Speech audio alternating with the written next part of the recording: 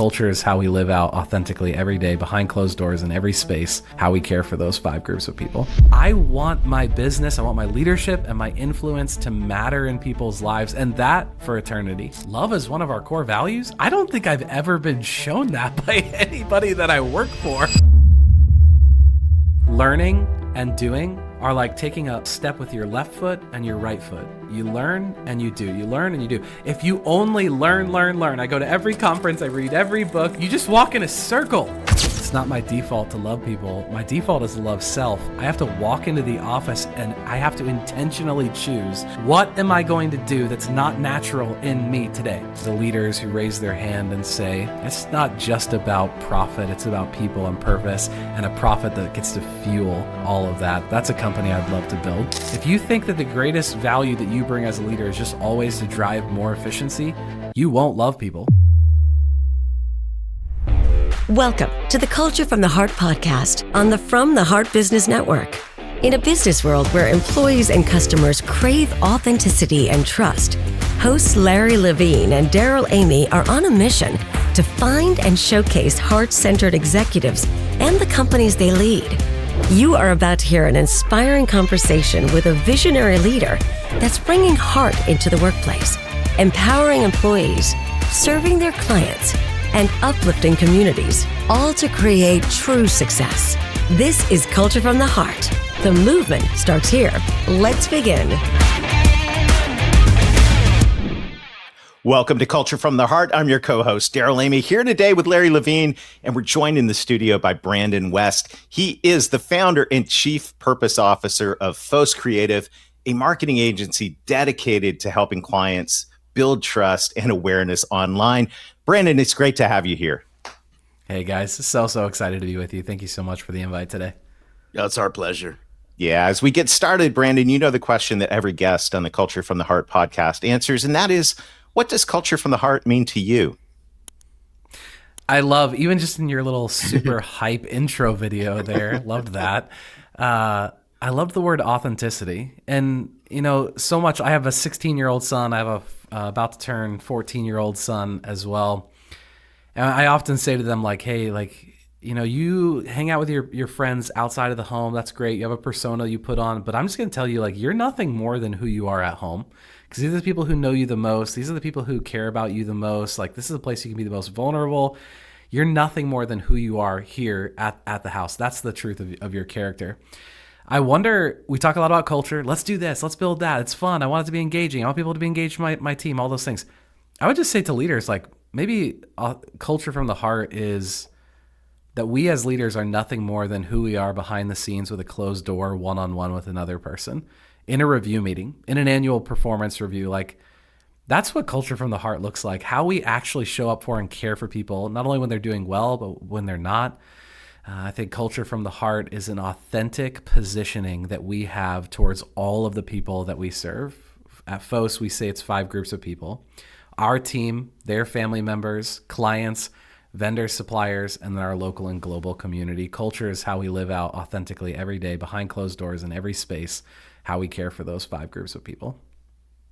Hey, this is so powerful, and I'm glad you brought up authenticity, Brandon, but you brought this up behind closed doors. So you got to open this up a little bit and kind of explain a little bit more, because I like where you're going with this. I get it, but just you got to please just open this up a little bit more.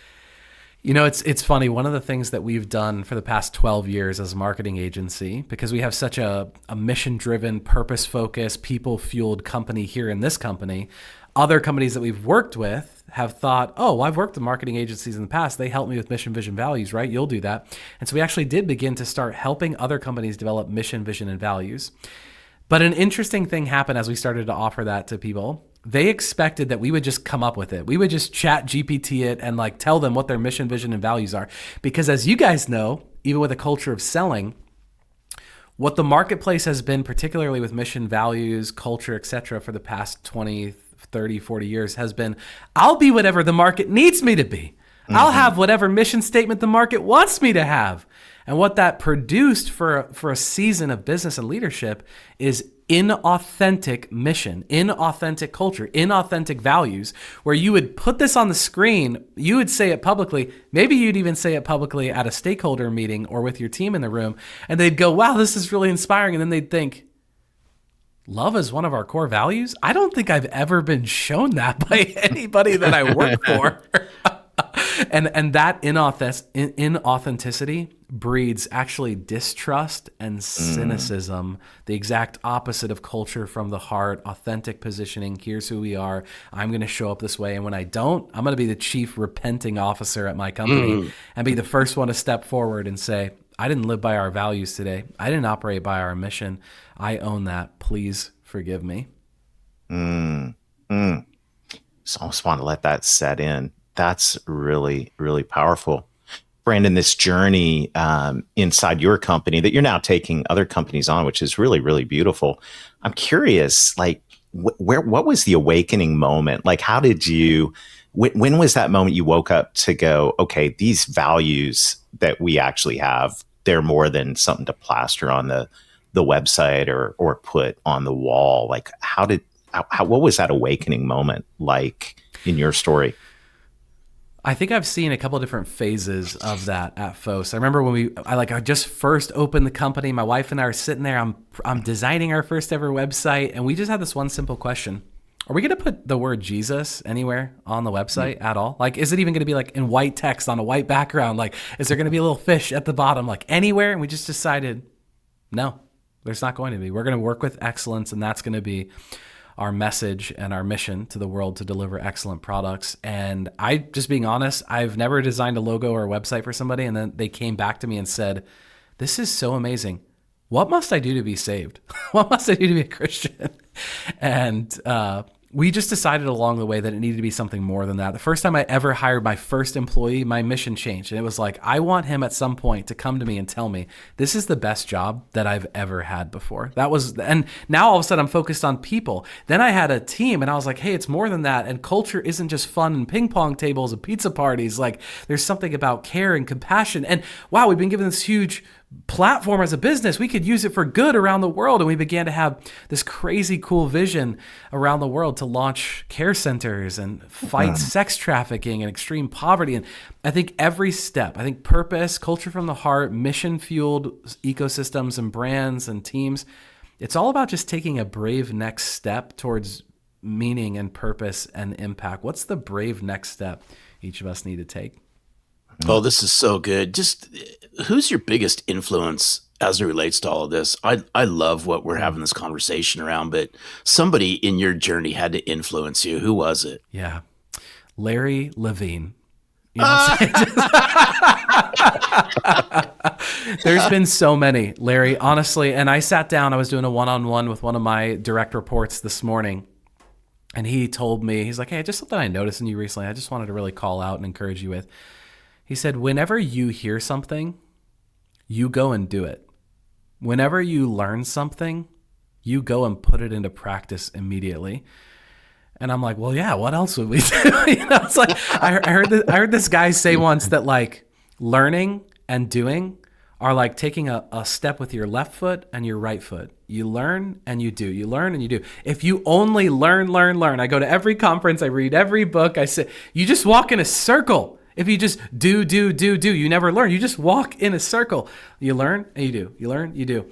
Authors, Patrick Lencioni, leaders like Craig Groeschel, people who are just stepping forward and saying, like, I want to do something different. I want to do something bigger.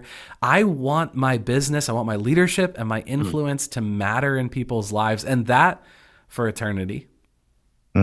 I love it. I love it. Well, stay tuned. Up next, we're going to uncover more about Brandon's story at FOSS Creative right after this short break. At Culture from the Heart, we believe that great leaders put their people first, leading with empathy and purpose.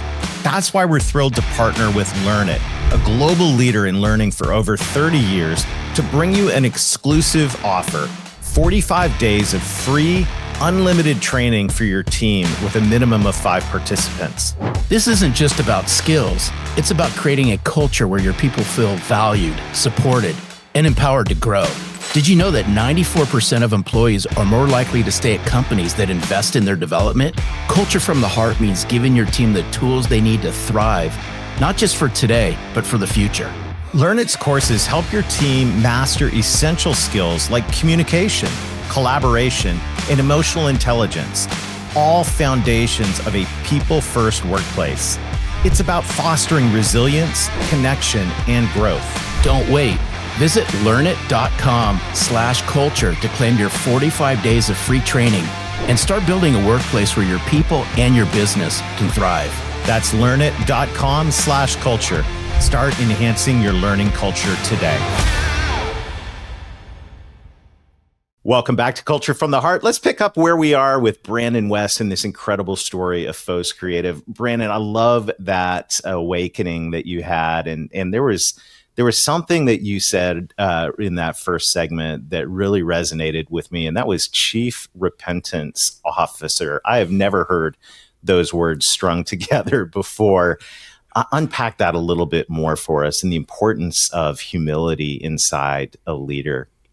I had a conversation with an employee a couple weeks ago, and it didn't go super well. I felt like he was being entitled on the call. I felt like my tone with him was getting disrespectful, but we ended the call in a decent place.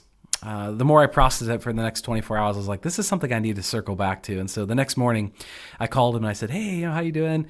Hey, how'd you think yesterday went? And he said, well, a lot got said. I've been processing some, and I just have a lot more to process. But he turned and he said, how do you think it went? And I said, man, thanks so much for asking me. I think it went horrible. I think I was a jerk on the call. Honestly, I really regret that I did not approach that conversation with more gentleness. And I didn't set a pace for you as a leader and a manager here at FOSS for the way that I expect you to deal with people and lead and manage people here on this call. Please forgive me for that. Mm-hmm. And the next week at a team meeting, he gave me a shout out during our shout outs time, and it was for love, one of our core values at FOSS. And he said, thank you for modeling for me how you expect us to engage with other people on this team. The truth is we're not going to get it all right. And culture doesn't come from the heart. Sometimes it comes from our frustration and from our disappointments. And culture from the heart, this authentic brand positioning just means I'm going to put on that label of Chief Repenting Officer, and I'll walk into the room and I'll be the first one to own and to throw myself on the sword. It's like in marriage. I'm just looking for the smallest things that I can own in a conversation so that my wife and I can have no conflict and reconcile quickly. It's the same thing in business.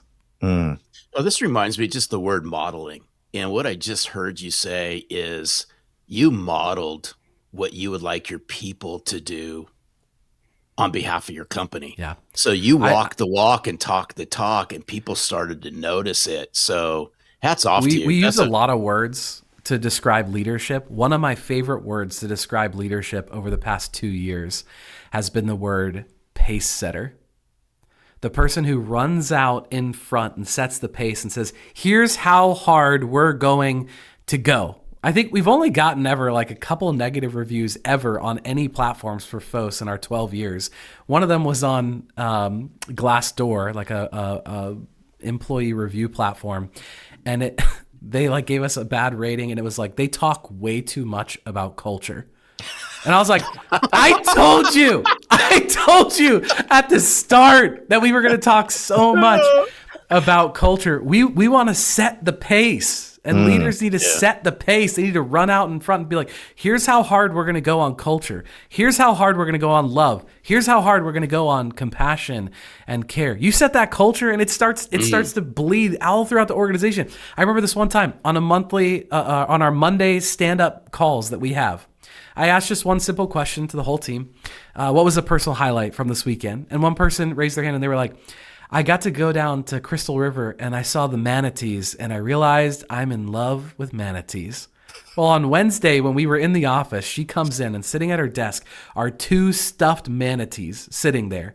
And I took a picture of it. I put it on LinkedIn. I was like, I have this amazing team who has a culture of love, that someone would listen to her on Monday, love manatees, buy her a gift, and then have these 2 stuffed manatees. I love this person, whoever it was in secret, well done. Well, somebody that afternoon comes up to me and corrects me, and they're like, hey, Brandon, just need to let you know you were wrong on this. I said, what did I get wrong? And they were like, it wasn't one person who bought 2 manatees.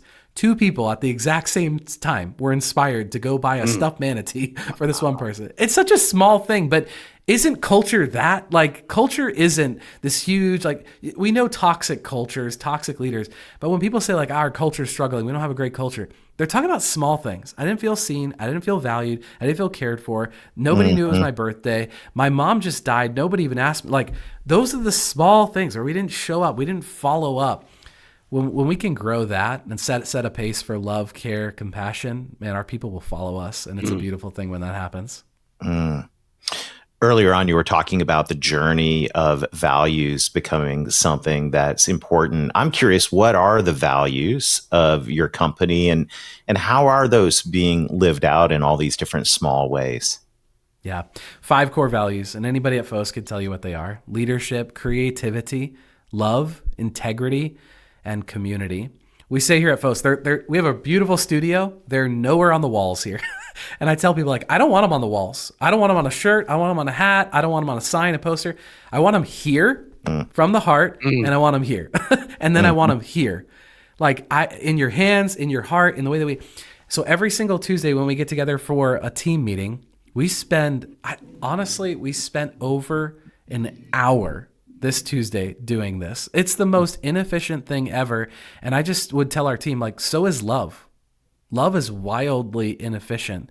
If you think that the greatest value that you bring as a leader is just always to drive more efficiency, you won't love people. And culture, I think, is fueled by that. We spend an hour in our team meeting going through the 5 core values, and all we do is ask one question: where have you seen our values show up in the past 2 weeks since our last team meeting?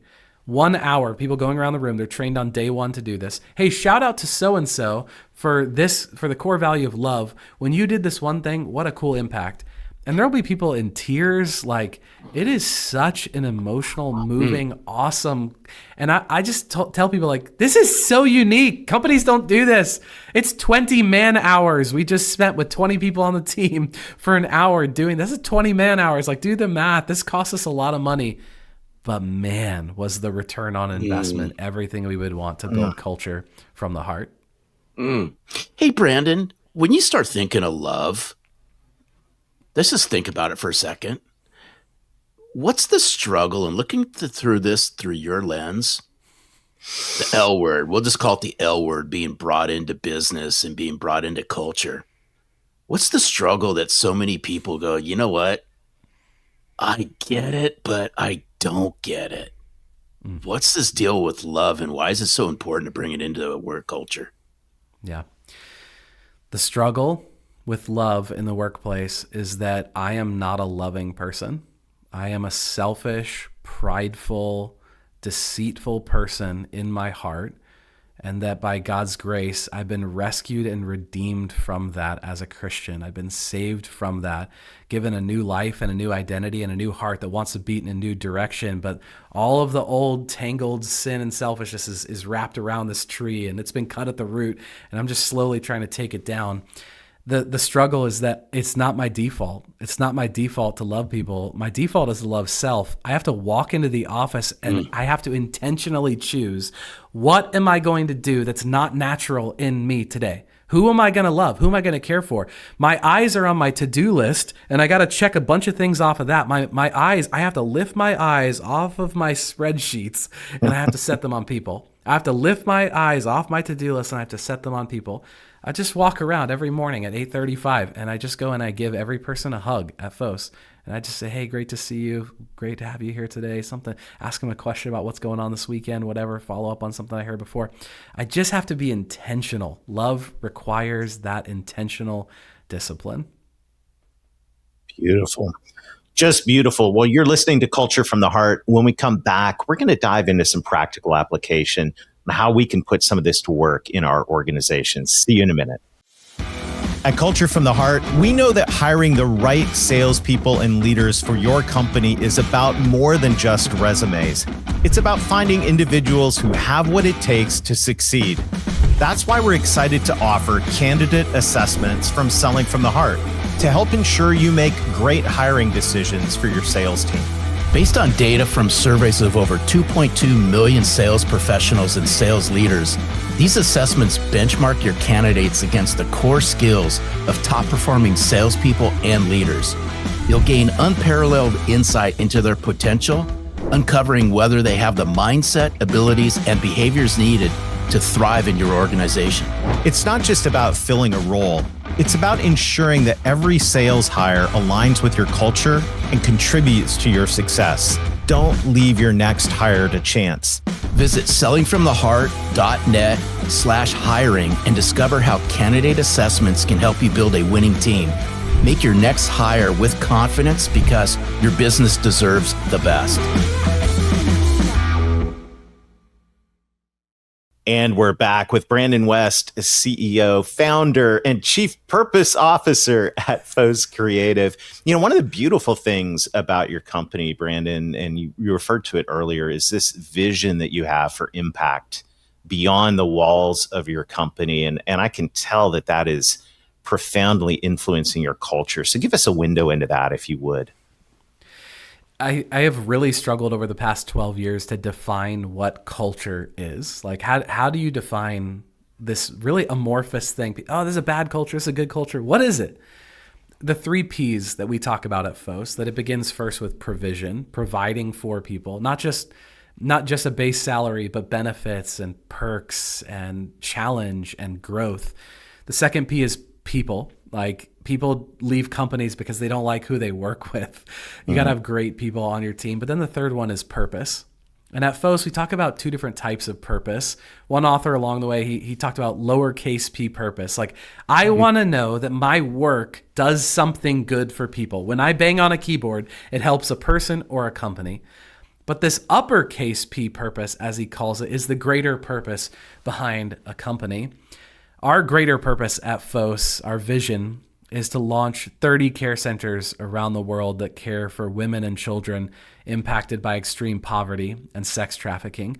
We just shot off like 10,000 pieces of confetti a few weeks ago at FOSS, celebrating the launch of our 37th care center, completing that vision 5 years early, 18 different countries, serving over 6,000 women and children in extreme poverty and sex trafficking. We've been able to take our team members now on a trip to Guatemala to see some of those care centers, to the Dominican Republic. And in November, we'll go to Colombia to see in person those centers that we've helped to fund and that other generous donors have stepped up to fund.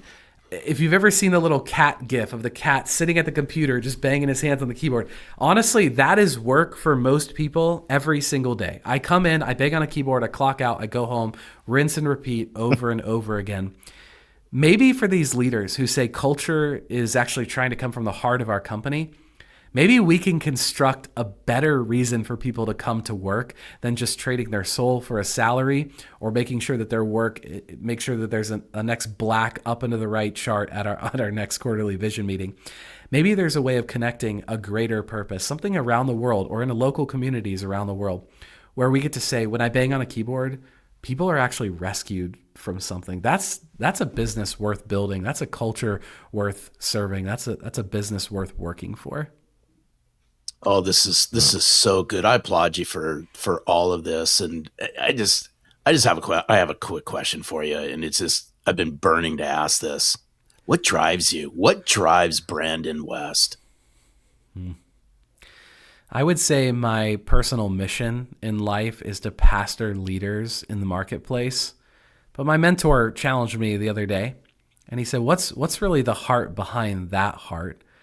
And I think the more that I've thought about it over the past few weeks, being challenged by him, like at the end of the day, it's about glorifying God. I want my business to actually matter in eternity. I want it to produce more than just ROI, more than just return on investment. We talk about EROI at FOSS, an eternal return on investment, an eternal ROI. I want the way that I care for people. I want the business that I lead. I want the purpose that I exist for, the places I spend my time, my talent, and my treasure to yield at the end of my life, Revelation 2, verse 10, that you've been faithful unto death, and now I give you a crown of life. that's what's awaiting the leaders who raise their hand and say, it's not just about profit, it's about people and purpose, and a profit that gets to fuel all of that. That's a company I'd love to build. Wow. Amazing. Amazing. Well, for our leaders listening in, current CEOs, aspiring leaders, coach us a little bit on this journey to purpose. How did that work for you? And what would you say to someone that says, man, I really do want to find and discover my greater purpose? I think with visionary leaders, often when we think about the vision, what's next, we're always like, it's something new. What's this new thing I've been called to? I'm a serial entrepreneur. Like, I gotta get something new that's going to inspire me to move forward. I think I've found at FOSS that actually sometimes with purpose, I actually just want to look backwards. Like, where have we had an impact? What waves do we see being created behind our boat that's a wave that I want to go ride on again? It's a field that I've planted seeds in the past and I reaped a harvest, and I want to go backwards, like, and replant seeds and reap a harvest again. When we looked backwards, we saw women and children impacted by extreme poverty and sex trafficking. And I was like, that is a purpose worth working for. And so with leaders who are wondering, like, what is this purpose? How could I tie this business to something better? Where have you invested yourself in the past? Time, talent, or treasure? And going, yeah, that meant a lot to me. Like, it really connected with me. It connected with my family. It connected with my team. I would love to wrap our company around more than just great, excellent products and services. That's great, but that's table stakes.